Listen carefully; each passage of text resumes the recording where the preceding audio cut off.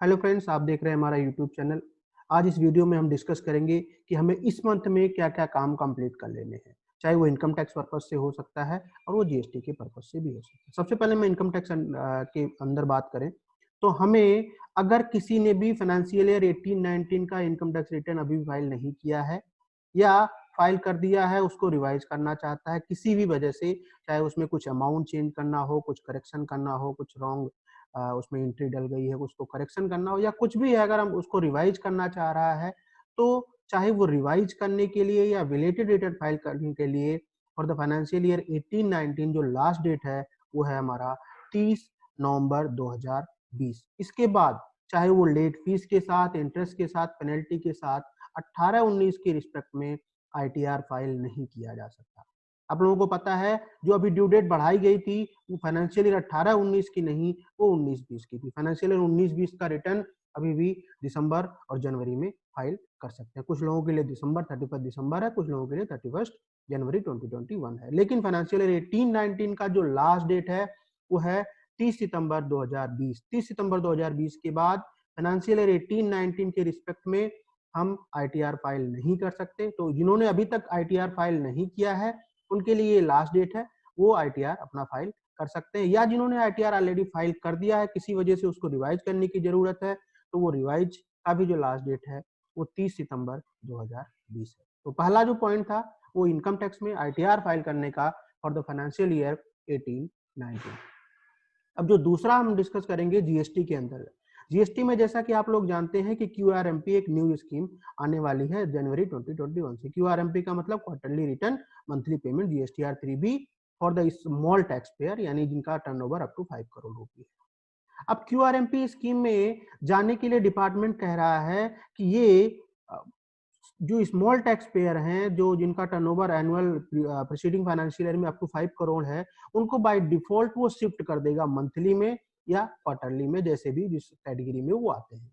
लेकिन by default उनको automatic convert करने के लिए डिपार्टमेंट कह रहा है, जीएसटी डिपार्टमेंट, कि 30 नवंबर तक जितने भी रिटर्न, यानी जो अक्टूबर के रिटर्न है, वैसे अक्टूबर का रिटर्न फाइल करने का जो ड्यू डेट है वो 20 नवंबर, कुछ 22 नवंबर और 24 नवंबर है। लेकिन डिपार्टमेंट कह रहा है कि विथ लेट फीस और इंटरेस्ट आप अक्टूबर का रिटर्न 30 नवंबर 2020 तक फाइल कर दीजिए। अगर आपने 30 नवंबर 2020 तक अक्टूबर की रिटर्न फाइल कर दिया है तो आप क्यूआरएमपी स्कीम में ऑटोमेटिकली, चाहे क्वार्टरली में आप फॉल करते हैं या मंथली में फॉल करते हैं, उसमें आपका न्यू रिटर्न सिस्टम में आप शिफ्ट हो जाएंगे। अब एक क्वेश्चन आता है कि अगर हम न्यू रिटर्न सिस्टम में जाना ही नहीं चाहते तो सिस्टम 30 नवंबर के बाद ऑटोमेटिक तो आपको कन्वर्ट उसमें कर देगा न्यू रिटर्न सिस्टम में।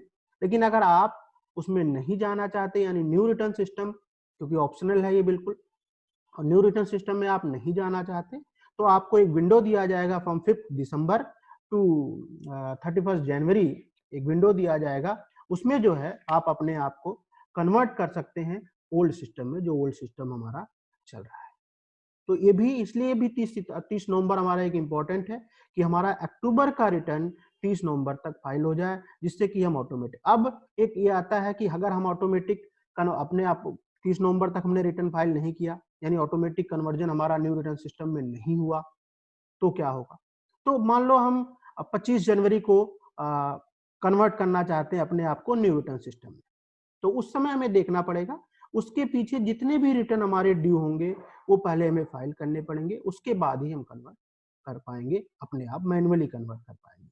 लेकिन अगर हमारा 30 नवंबर तक हमारे रिटर्न सारे जीएसटीआर 3B यानी अक्टूबर के जीएसटीआर 3B फाइल हैं, तो सिस्टम हमें, जो जीएसटी पोर्टल है, वो हमें ऑटोमेटिक क्यूआरएमपी स्कीम यानी न्यू रिटर्न सिस्टम में कन्वर्ट कर देगा, प्रोवाइडेड कि आप उसमें उस स्कीम में एलिजिबल हो रहे हैं। तो ये भी इस प्रोस्पेक्टिव से भी 30 नवंबर हमारा इंपॉर्टेंट है।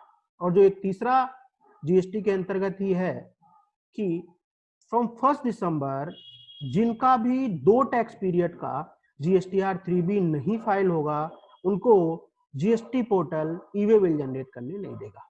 यानी वो टैक्स पेयर जिनका फ्रॉम 1 दिसंबर 2020 दो टैक्स पीरियड का मतलब बात करें, अगर 1 दिसंबर को बात करें दो टैक्स पीरियड का, तो सितंबर और अक्टूबर, क्योंकि इन दोनों का ड्यू डेट, यानी जिनका सितंबर का और अक्टूबर का जीएसटीआर 3B नहीं फाइल होगा उनको फर्स्ट दिसंबर 2020 से ई-वे बिल जनरेट करने नहीं दिया जाएगा, उनके ई-वे बिल पोर्टल रोक दिया जाएगा।